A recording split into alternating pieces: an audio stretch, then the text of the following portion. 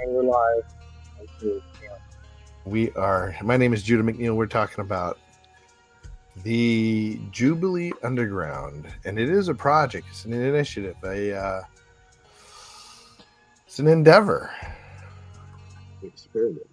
And my mission is to understand it and join it in a way that I understand it. So, Jonathan, one of the things that came up has come up before when we've talked about, but well, we've talked about Jubilee, and we've talked about we've talked about the underground nature of it being the mycelious uh, nature of it, in the sense of that is it is not really obvious to the human eye how widespread it is, and even if you cut off the top like a mushroom, you're not getting to the root that is spreading. And the Jubilee aspect is a type of reset. It harkens to a reset, getting people that are woken up, although it's not woke, it sort of could be considered the opposite, in which people realize that they're not into the whole we aspect of the Christmas cathedral consumerism, California hold on society, the masses, the man, what have you. But I want to get a little deeper into that. What is this whole Jubilee? And I understand the mushroom aspect of it, I think. Although we can come back to that. But can we focus a little bit on Jubilee and the reset? And what do we do when we don't like the people that come into our sphere? What do we do? So as we're talking about community, because I think community is a big part of this, right? Yeah. There's a lot of talk about this, basically making an HOA of people like yourself, cutting yourselves off from the world and keeping the riffraff out.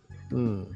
Um, and I don't think I'm talking about that at all, but to a certain extent, you don't choose your neighbors. You choose a property and you move in, and then you find out who your neighbors are, and likely you have some things in common and other things you don't, and you haven't learned if you haven't learned to trust each other yet, then like what does hold us together? What holds a neighborhood together when we don't see things eye to eye, and when we have things like crime, like hurting each other and taking each other's stuff, and you know somebody cuts down a tree on my property, I want to say like, hey, that was my tree, and they're like, well, tough, and I guess you're supposed to go to the law for arbitration, because that's what. Otherwise, you're just in a state of war all the time with your neighbors. But if you were to say we want to be neighbors on purpose, even if you don't live in immediate proximity, like I'm choosing, won't you be my neighbor? Um, are we going to let the court system, the judicial system, settle all of our disputes for us? Or I like to tell my neighbors, I mean, I think some people would consider it a dangerous thing to do or unwise. But at some point, I tell my neighbors I don't call 911. If I can't handle it myself, I'm not going to outsource it. I mean, I will, if somebody's hurt, I'm going to, ask for help. But I don't believe in like reporting your neighbors because their dog ate your chicken or something stupid, Um, if I have a problem with you, I'll come over here and talk to you about it, and I hope you'll do the same for me. Um, we should be able to deal with this on a face-to-face basis peacefully. And that kind of, I think that puts a lot of people at ease. Like, that creates a certain level of trust, but it's also a certain level of vulnerability, and that goes hand in hand. Um, but there are going to be circumstances where as long as you're dealing with humans, there's gonna be infractions of your space, your property, your person, your family, and uh, and how are we going to handle that on a sustainable level? You know, maybe you might say on a societal level, if you think of it as a mini society, without um, violence, force, coercion. And if you're not willing to do violence, force, coercion yourself, are you willing to outsource it? Those are the big questions I have. Well, have you had, as you've been working through this and living in community with others and learning about community, have you witnessed or personally had a situation where you had to deal with conflict like this and on a larger level? Or on Yeah, any level, really. yeah, I've been in some pretty hairy situations, and have managed to just be honest with the person. Like they could be lying about the fact that they did something wrong and defrauded me or broke something of mine, and I can, without even being accusatory, just be like, it's pretty obvious. You know, I mean, at a certain point, I just have to forgive if they're not ready to go there or make restitution.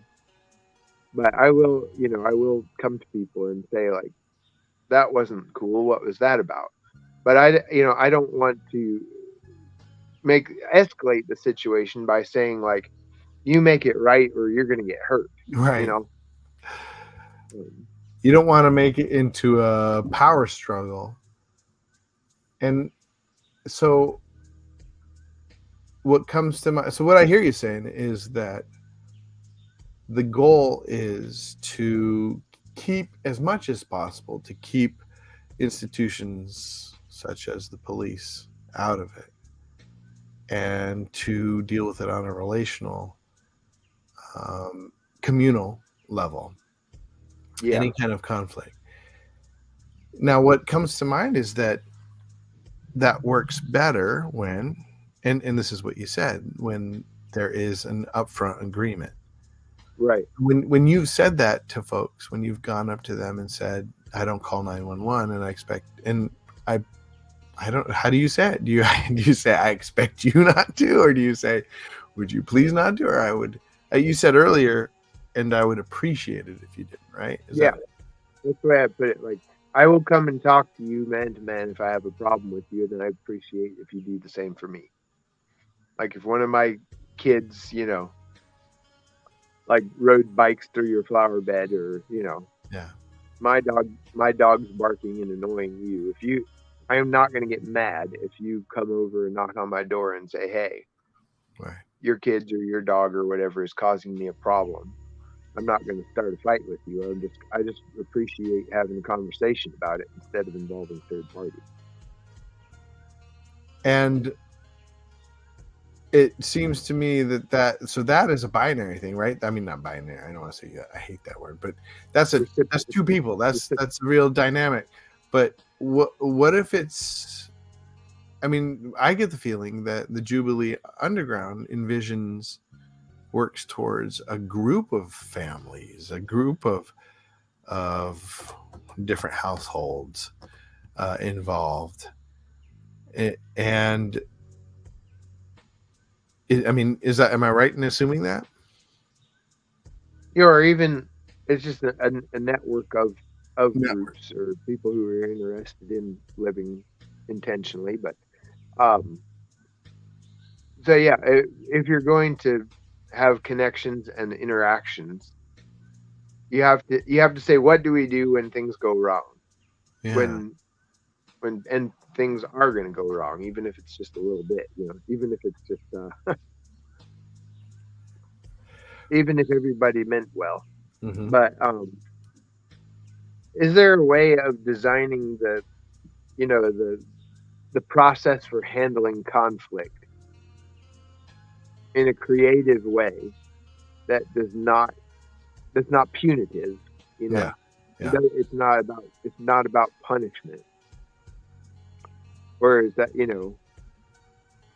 the best we can do? Just like fear of punishment is the greatest motivator for you to treat your neighbors well. you know, uh, Right. I think we can be more creative than that. Well, And I I've think seen I.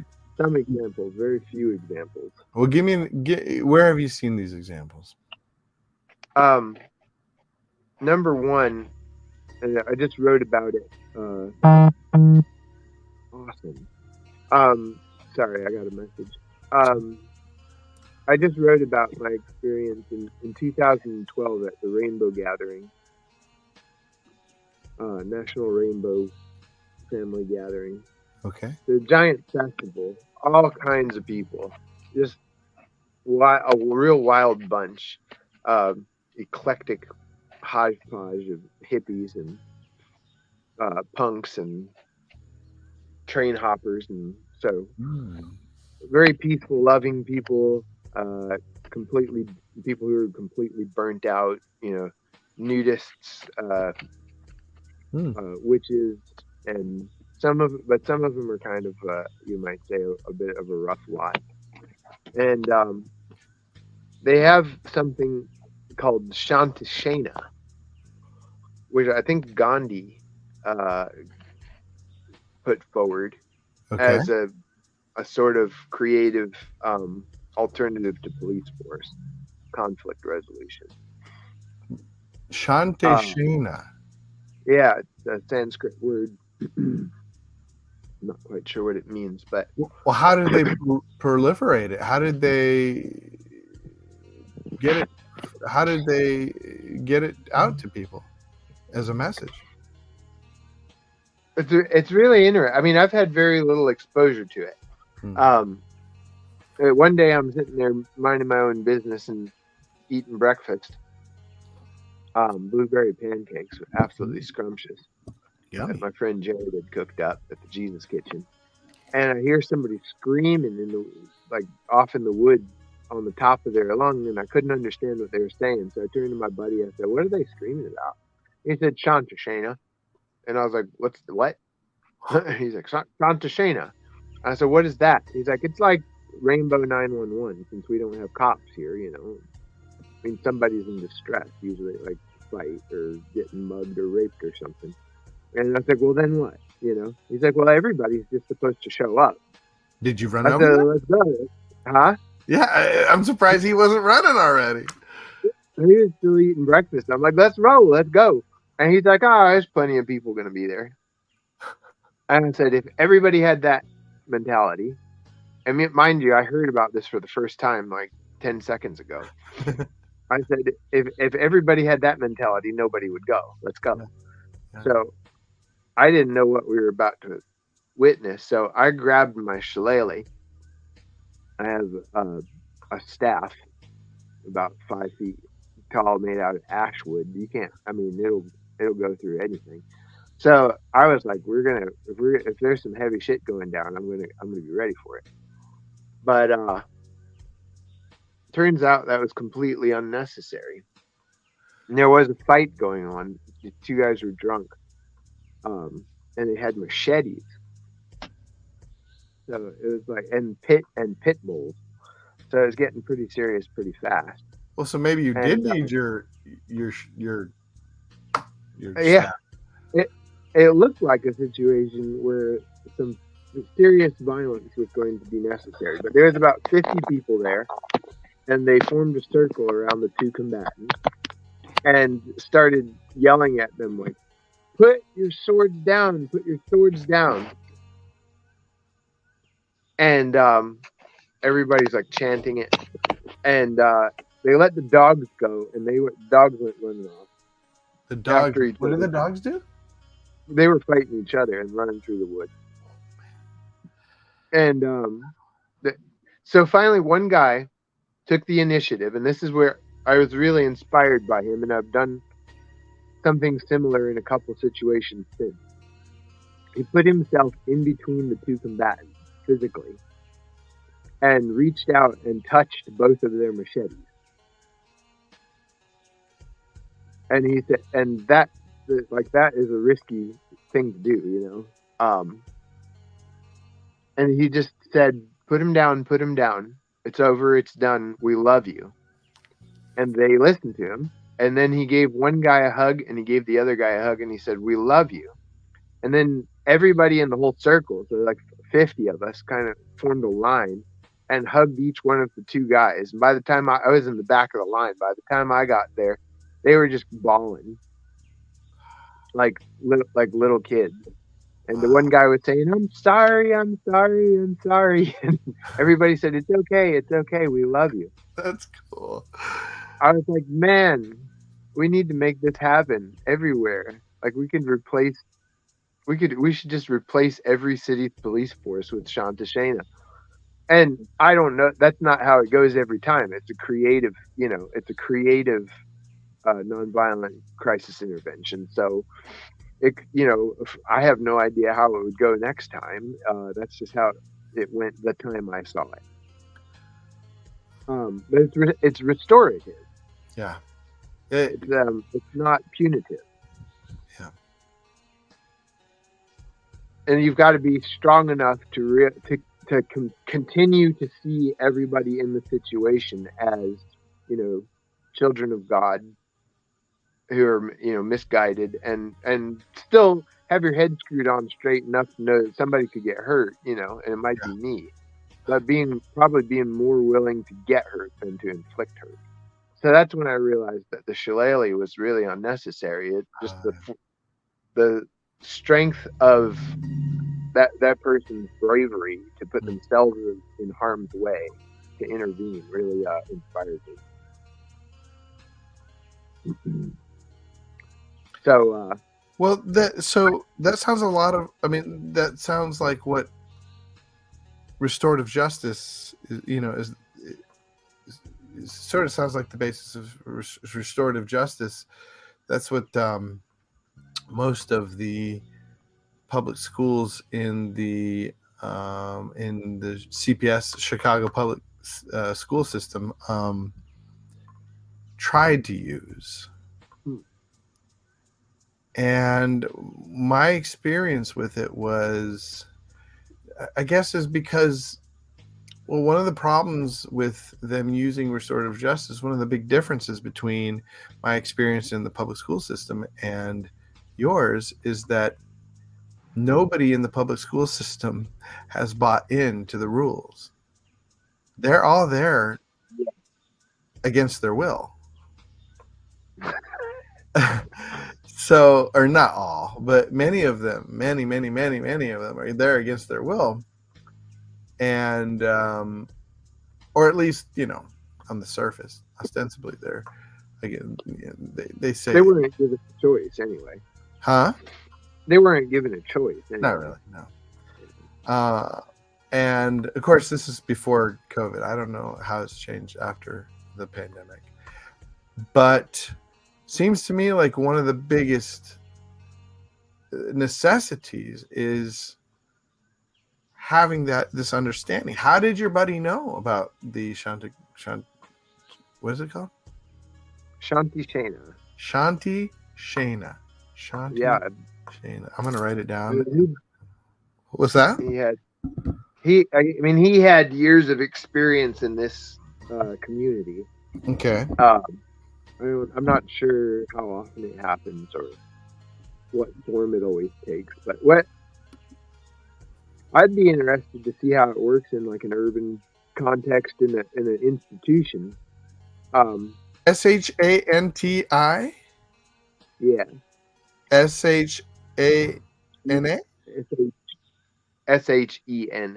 SHENA. Shana. Shana. Oh, okay. Shanti. I'm gonna put it down there so I can see it. And yeah. So, I would restorative justice. So a weird combination of words like Shanti Shana, I think might work better, in the sense that restorative justice sounds so square.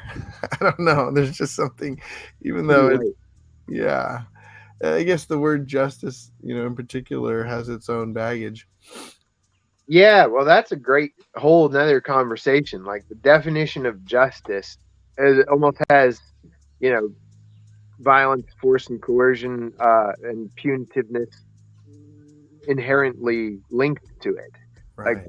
I guess most people couldn't, and even when we're talking, theologically, and we say like God is a God of justice, it's like, yeah, but does that word mean what you think it means? Right. Um, what does whatever justice means to the divine, the one who wants everything to be set right, that that's what it means. And you got to learn what it means in that context and get on board. I'm pretty sympathetic to the people. This is switching tracks violently, but I'm sorry, I'm I missed that. What was that?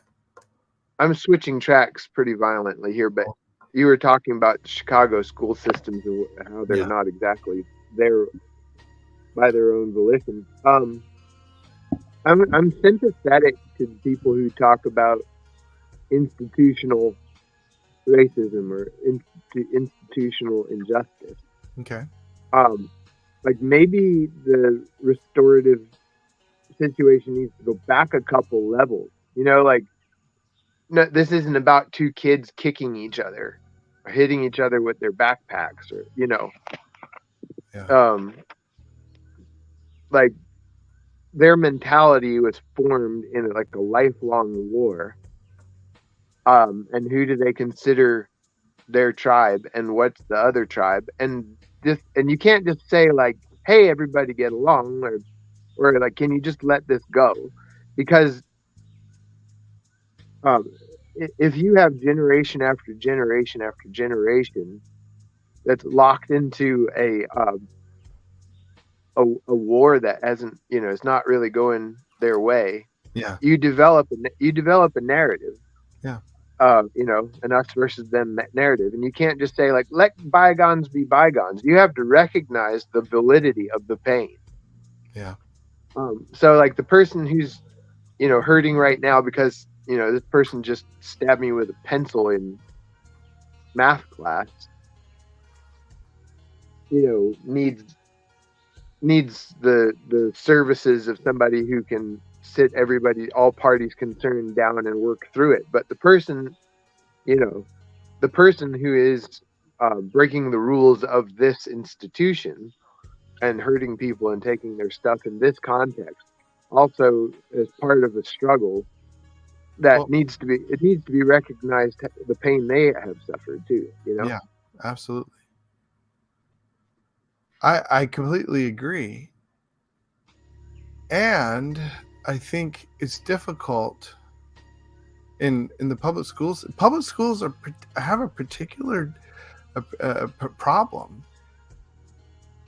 I'm thinking about the one I went to. I worked at two different ones. One was an all black school, and one was an all Latino school.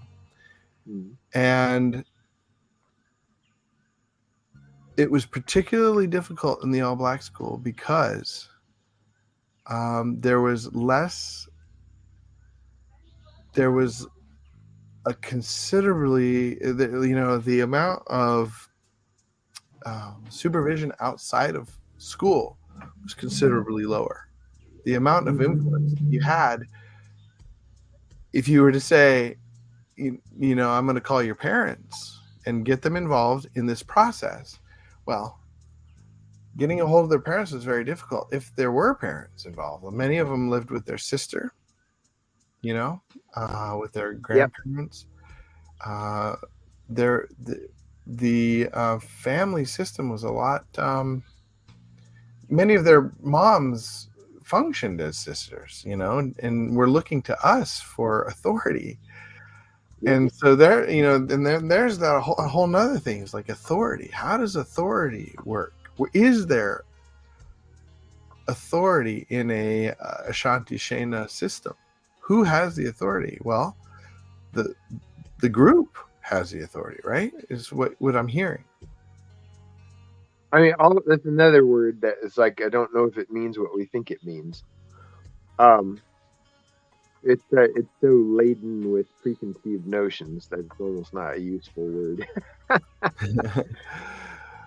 Yeah. But I'd say that a guy who put his own body in harm's way Yeah, to invite combatants to de-escalate, yeah, um, took control of a situation, um, where it could have gone really bad for him, but he was more dedicated to peace than to his own safety, and I right. think that puts him in the driver's seat, That where everybody else is sort of a reactive, yeah, immature, child compared to that level of bravery. that's fascinating. Yeah, the guy, the the person who sacrificed his own safety gave him authority. It gave him leverage, and he wasn't leveraging it in the sense of I will hurt you, but I will risk getting hurt. And I think that's a subversion that is incredibly powerful. Yeah, so this does go back to what we were talking about in church today. Okay. Um, I wasn't sure how it was going to go, because sometimes when you talk about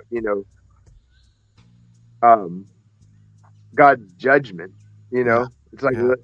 things get the air gets a little bit tense, and I was like, how's this going to go? And he said, how did God judge sin? Hmm. Through Christ. Like, that was God's judgment on sin. He Hmm. he put himself he put himself in the lowest place, and became obedient to death, even the death of a cross. And Hmm. then because of that, he's been given a name higher than every name. Hmm. Like, that's the way that he took control of the situation, and overcame his enemies, Hmm. and defeated sin and death, and hell, and set things right, was by putting himself in the lowest place, and Hmm. making himself vulnerable, and putting himself through a lot of pain, like making himself defenseless, is how he took power.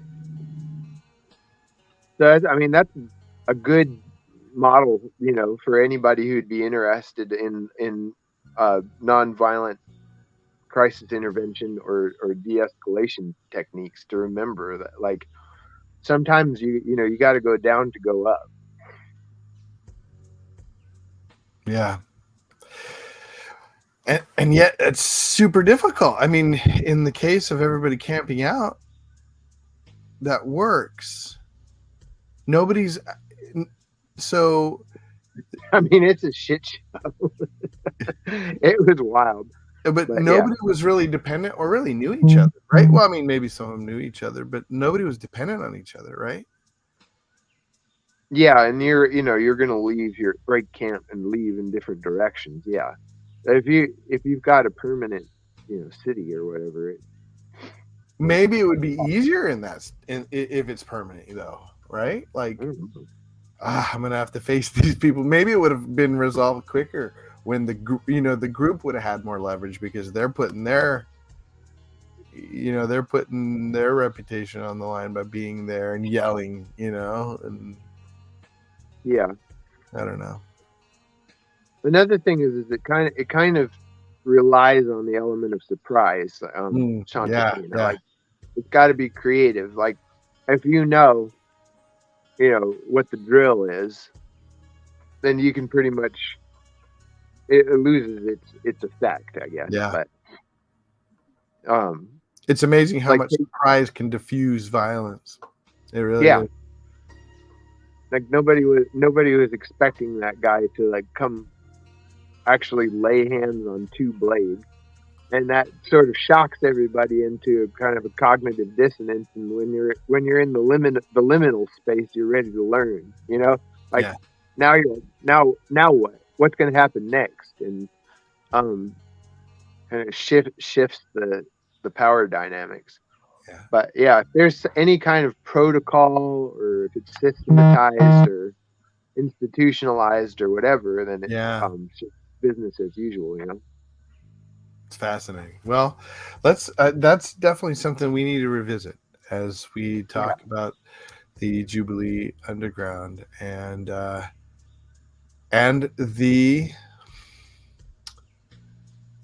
what would you call it? The principles that help guide guide the idea, right? yeah, And I think Shanti Shena is a principle that certainly is informs the it's not structure, right? But informs the organization of people in the Jubilee Underground Project, right? yeah, Correct me if I'm wrong. yeah. Well, I hope it will. Yeah. I'm a baby to it myself, but I like it better than a lot of the alternatives I've experienced. Yeah. So.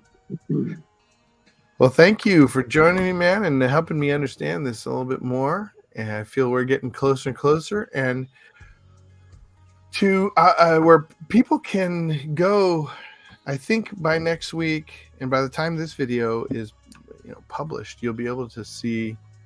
By the time people are watching this, they'll be able to go to jubileeunderground.com, where you're going to have some of these things. I think you have some of these things written down, right? That people can read about, and think Yeah. about, and comment on, right? Yep. All right. It's in the works. Well, thank you, Jonathan, and thank you for those of you tuned in. But we're going to say goodbye. Thank you.